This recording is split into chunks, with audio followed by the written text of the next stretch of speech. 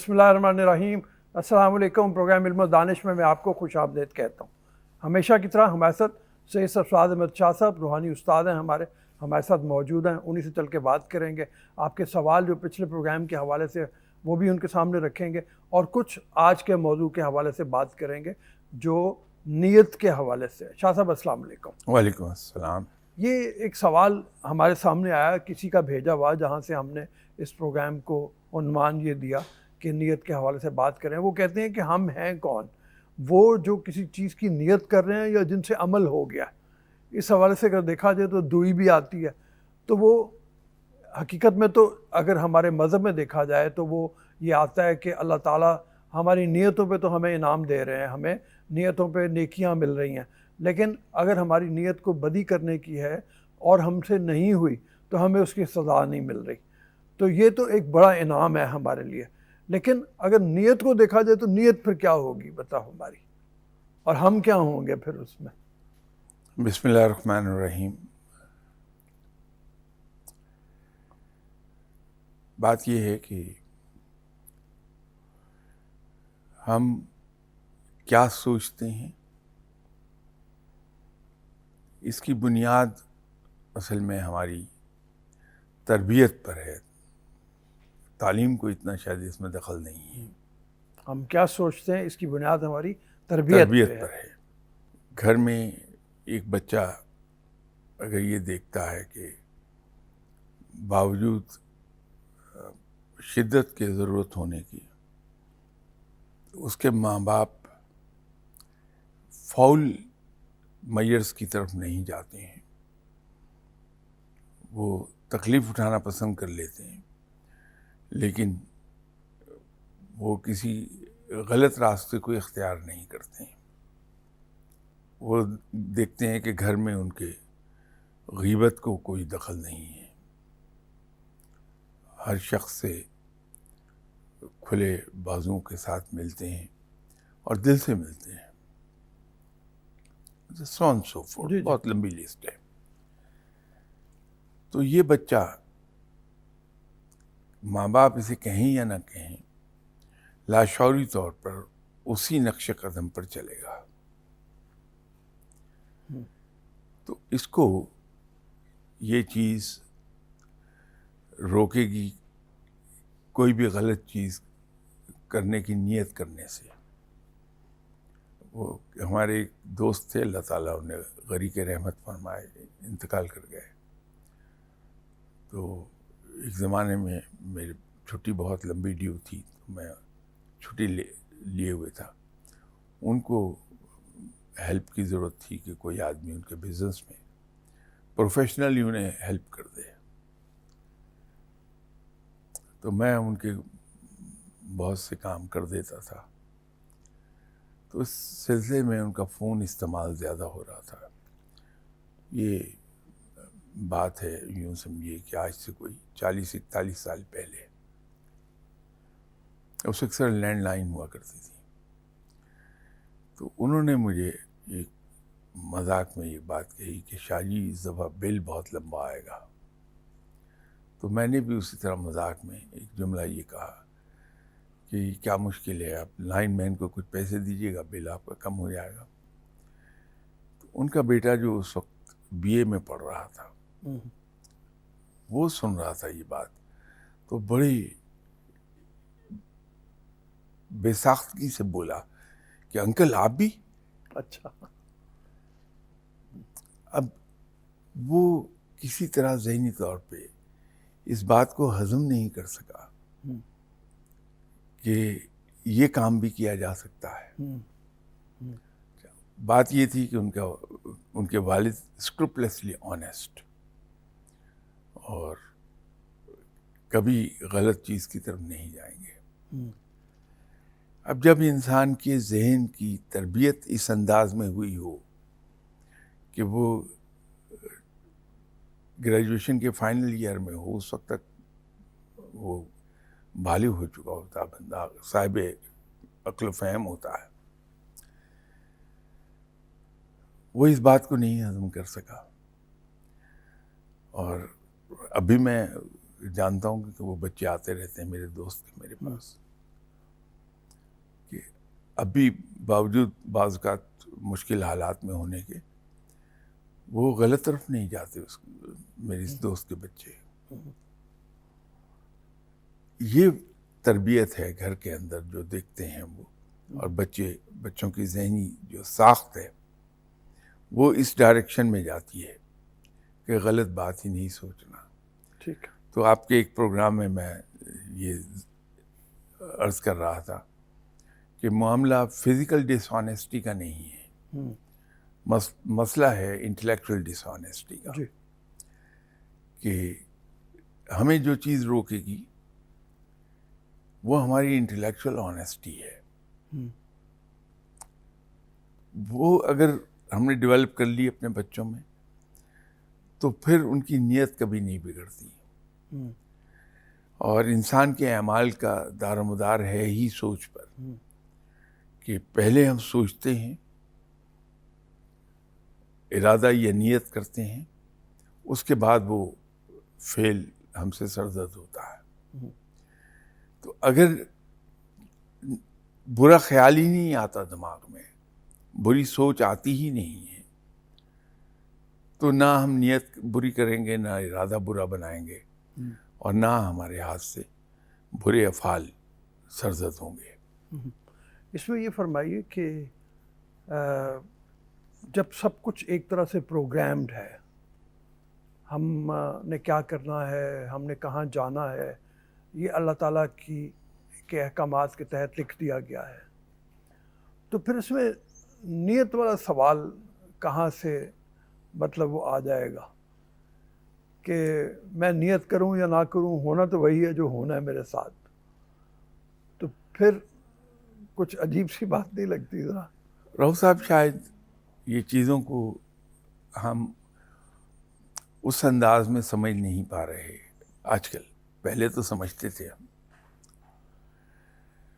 مختلف فیکٹرز نے ہماری سوچ کو گہنا دیا ہے. رب تعالیٰ نے انسان کو اپنا خلیفہ بنایا ہے زمین پر, اور رب تعالیٰ قادر مطلق ہے اور مالک کل ہے. قادر مطلق بھی ہے جی, اور مالک کل بھی ہے. اب یہ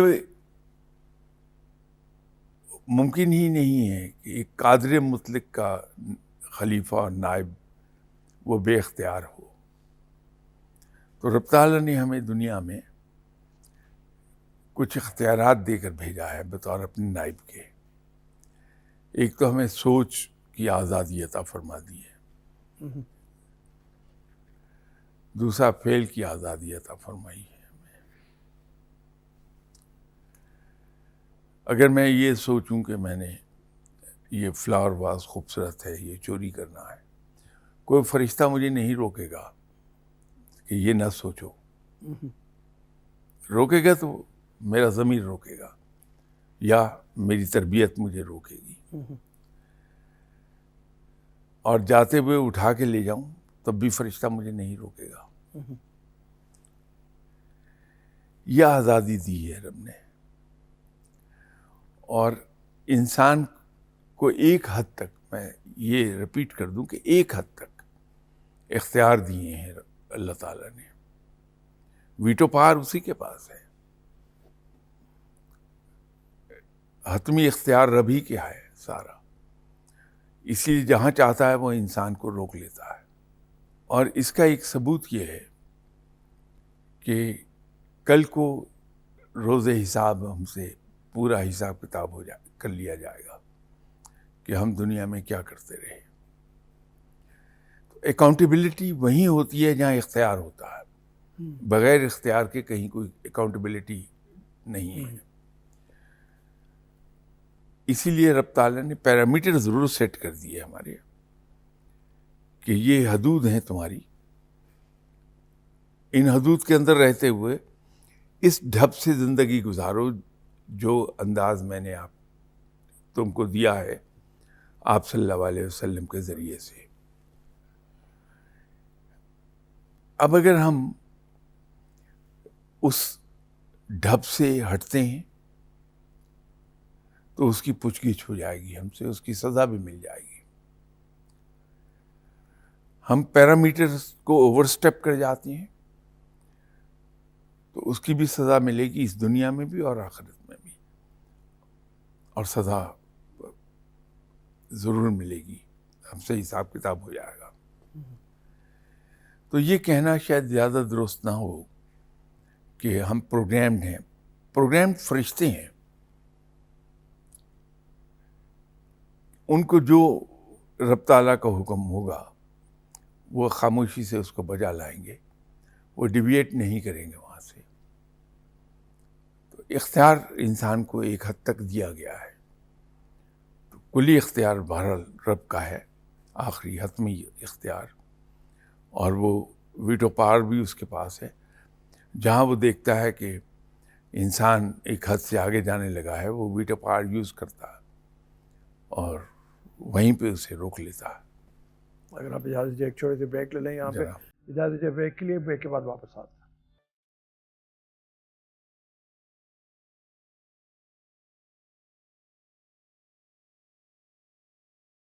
welcome to the show after the break. اچھا شاہ صاحب، نیت جو ہے اس کے لیے کیا زبان سے ادا کرنا ضروری ہے، یا نیت وہ بھی ہے جو دل کے اندر چھپائی ہوئی ہو؟ نہیں، جو ہم سوچتے ہیں وہ نیت ہے.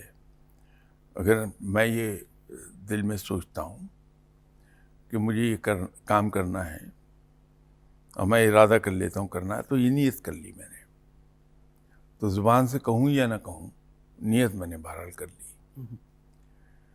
تو اپنی سوچ پر ہمیں قدغن لگانی پڑے گی، اور قدغن جو ہے وہ ایک ہی صورت میں ہے کہ جہاں میں غلط سوچتا ہوں میں اپنے آپ کو سنپ کروں کہ یہ اللہ کو پسند نہیں ہے، میں یہ کام نہیں کروں گا، یہ آپ صلی اللہ علیہ وسلم کی سنت کے مطابق نہیں ہے، میں نہیں کروں گا، یہ صحابہ کرام نے یہ نہیں کیا، میں نہیں کروں گا. یہ تو جب میں یہ قدغن لگانے لگتا ہوں تو اب میری کریکشن ہوتی رہتی ہے، تو میں بری سوچوں سے دور رہتا ہوں.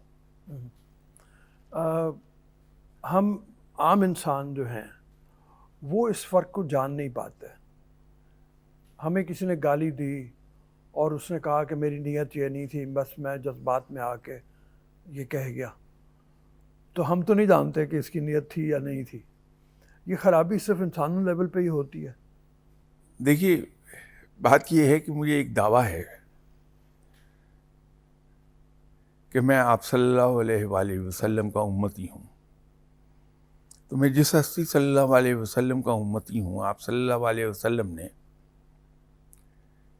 کسی کی ایسی بات کے جواب میں کبھی ریئیکٹ نہیں کیا ہے، معاف کر دیا. تو آپ صلی اللہ علیہ وسلم کی ہستی تو اللہ کے بعد سب سے بڑی ہستی ہے جی. تو وہاں یہ رویہ تھا، تو میں بحیثیت امتی کی کیا مسکرا کے خاموش نہیں ہو سکتا؟ اگر میں یہ یاد رکھوں ہر وقت کہ میں آپ صلی اللہ علیہ وسلم کا امتی ہوں اور مجھے سنت کو فالو کرنا ہے، اس کی اتباع کرنی ہے، تو میں ایسی تمام چیزوں سے بچ جاؤں گا. اب اس میں 2-3 ارشادات آپ کے ہیں. ایک تو یہ کہ میں تمام چیزوں سے بچ جاؤں گا اگر میں رسول اکرم صلی اللہ علیہ وسلم کے فرمودات کو ذہن میں رکھوں. اور ایک آپ نے ارشاد فرمایا تھوڑی دیر پہلے کہ اگر میرے ذہن میں خیالات آئیں غلط تو مجھے ان سے بچنا چاہیے. تو ایز اے بزرگ، ایز اے صوفی، آپ کیا ایڈوائز کریں گے؟ خیالات تو ہر آدمی کو آتے ہیں، ایون نماز پڑھتے ہوئے بھی خیال آ رہا ہوتا ہے کوئی نہ کوئی، کہ اس کی کنسنٹریشن کے لیے کیا کیا جائے، پھر کس طریقے سے بچا جائے ان خیالات سے؟ دیکھیے، یہ دونوں مختلف چیزیں ہیں جو آپ فرما رہے ہیں، اور یہ بات آگے کیری کرنے سے پہلے میں عرض کر دوں کہ نہ میں صوفی ہوں نہ میں کوئی بزرگ ہوں. حقیقت یہ ہے، اور یہ پوری سچائی سے میں عرض کر رہا ہوں، میرا خیال ہے کہ میں دنیا کا سب سے گناہ گار ترین انسان ہوں. تو ہم وہ بات کر رہے تھے کہ یہ خیالات دونوں ذرا مختلف ہیں. جو نماز میں خیالات آتے ہیں بلکہ آتے کیا ہیں، وہ ان کا ایک ریلا آتا ہے. اس کے لیے تو بڑا آسان سا کام ہے. اگر ہم تنہا، فرض تو ہم مسجد میں پڑھتے ہیں، لیکن باقی نماز ہم گھر پہ ادا کرتے ہیں، تنہائی میں کرتے ہیں. تو جو ہم پڑھ رہے ہیں اس کو بڑبڑانے کے انداز میں پڑھ لیں اور اپنی آواز کو خود سنیں، تو یہ خیالات آنے بند ہو جائیں گے کہ ہماری توجہ سننے پہ چلی جائے گی جو ہم پڑھ رہے ہیں. دوسری بات یہ ہے کہ جب ہم کھڑے ہیں تو اپنے داہنے پاؤں کے انگوٹھے کے ناخن کو بغور دیکھتے رہیں. اچھا. تو اس سے خیالات کافی حد تک رک جائیں گے. لیکن وہ جو دوسری قسم ہے خیالات کی، وہ نفس کو کنٹرول کرنا پڑتا ہے. نفس ہمیں اکساتا ہے ان تمام چیزوں پر جو ہمیں نہیں کرنی چاہیے بحیثیت انسان کے، بحیثیت مسلمان کے. میں نے تو یہ عرض کر دی مسلمان اور انسان دونوں کو علیحدہ کر کے، در حقیقت جو مسلمان اللہ کی مانتا ہے بقول اشفاق صاحب کے، وہ بہت اچھا انسان بھی ہوتا ہے، اس لیے کہ اللہ کے بتائے ہوئے اصولوں پر وہ چل رہا ہے. نہایت اعلیٰ انسان ہوگا، بڑا لویبل پرسنالٹی. تو ان خیالات کو ہم ختم کر سکتے ہیں اپنے نفس کو سنپ کر کے، اپنے نفس کی مخالفت کر کے. تو یہ شروع میں ذرا سا دشوار ہوتا ہے، لیکن رفتہ رفتہ پھر انسان کو عادت ہو جاتی ہے اور وہ نفس کی مخالفت کر لیتا ہے. تو پھر ایسے برے خیالات دماغ میں نہیں آئیں گے. ایک سوال ہے میرے پاس کسی کا بھیجا ہوا، اور وہ یہ ہے کہ بعض لوگ ساری زندگی نیگیٹو کاموں میں لگے رہتے ہیں، ان کی نیت بھی نیگیٹو ہوتی ہے. اس شخص کی ماڈرن سائنس کے مطابق نفسیاتی الجھنیں ہیں جو اس کو اس طرح کے کام پہ اکساتی ہیں، جس کی وجہ سے اسے غلطیاں ہوتی ہیں. تو کیا ان نفسیاتی الجھنوں کے باوجود اس کو سزا ملے گی؟ وہ کیا کرے؟ مطلب اس کی تو نفسیات اس طرح کی ہے. ایسی گرہیں بن جاتی ہیں انسان کے ذہن میں، جو نفسیات کی زبان میں اگر ہم بات کریں تو یہ گرہیں بند جاتی ہیں. لیکن بحیثیت ماں باپ کے یہ ہمارا فرض ہے کہ ہم بچے کی باتوں پہ نظر رکھیں، اس کی حرکات پہ نظر رکھیں. اس کی سوچ آپ کو دکھائی دے جاتی ہے، وہ عیاں ہو جاتی ہے اس کی مختلف حرکتوں سے، کہ بچہ اپنی روزمرہ کی زندگی میں ڈسٹرکٹیو ہو جائے گا. جب بھی وہ بات کرے گا کسی بہن بھائی کے بارے میں، دوست کے بارے میں، بڑی ڈسٹرکٹیو ہوگی. تو اس ڈسٹرکٹیو بات کو اگر ہم پکڑ لیں فوری طور پہ اور اس کو انالائز کریں خود ہی، اس کے لیے ہمیں کہیں کسی ماہر کے پاس جانے کی ضرورت نہیں پیش آئے گی. تو ہمیں پتہ چل جائے گا. مثلاً بعض اوقات ہو جاتا بدقسمتی سے میاں بیوی کے درمیان بہت زیادہ انڈرسٹینڈنگ نہیں ہوتی کچھ گھروں میں، وہ بچوں کی موجودگی میں ہی بہت لڑتے رہتی ہیں. تو بچے میں دو طرح کے ری ایکشنز ہوں گے جو یہ ظاہر کریں گے کہ یہ بچہ اس ڈفرینس آف اوپینین کا جو ماں اور باپ کے درمیان موجود ہے اس کا اثر قبول کر رہا ہے. ایک تو یہ ہے کہ وہ اپنے شل میں چلا جائے گا، خول میں چلا جائے گا، علیحدہ بیٹھنا پسند کرے گا، خاموش رہنا پسند کرے گا، دانتوں سے ناخن کو کتر رہا ہوگا، کھانا وقت پہ نہیں کھائے گا، سب کے درمیان نہیں بیٹھ کے کھائے گا. ایک تو یہ انڈیکیشن ہے. دوسری انڈیکیشن یہ ہے کہ اپنے کھلونے ڈسٹرائے کرے گا. تو ماں باپ کو ویجیلنٹ ہونا چاہیے کہ ڈفرینس آف اوپینین تو میرے اور میرے لائف پارٹنر کے درمیان ہے، لیکن اس کی سزا اس بچے کو ملنے والی ساری عمر. تو اسی وقت وہ کریکٹر میئرز لے لے کہ بچے کی موجودگی میں ایک دوسرے کے ساتھ تکرار نہیں کریں، اور بچے کی موجودگی میں ایک دوسرے کے ساتھ بہت ہی بڑی ایسی گفتگو کرے جس میں لو اینڈ افیکشن ہو. تو رفتہ رفتہ یہ اثر زائل ہو جائے گا.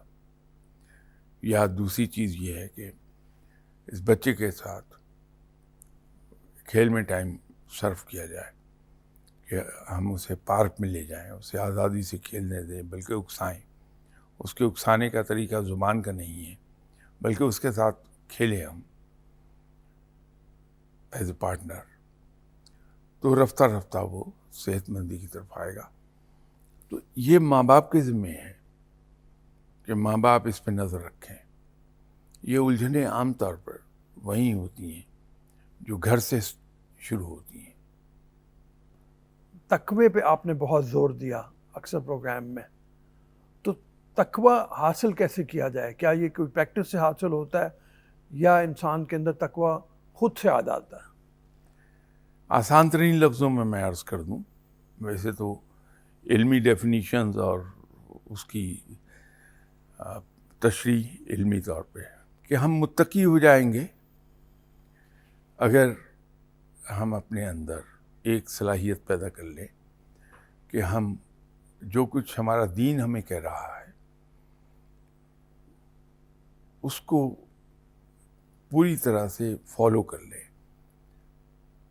یا یوں کہہ لیجئے کہ جب ہم اللہ کے حضور ٹوٹل سرنڈر میں چلے جاتے ہیں، جب ہم اپنے خواہشات کو، اپنے ارادوں کو اللہ کے احکامات کے تابع کر دیتے ہیں، تو متقی انسان ہو جاتا ہے. یہ آسان ترین لفظوں میں عرض کر رہا ہوں.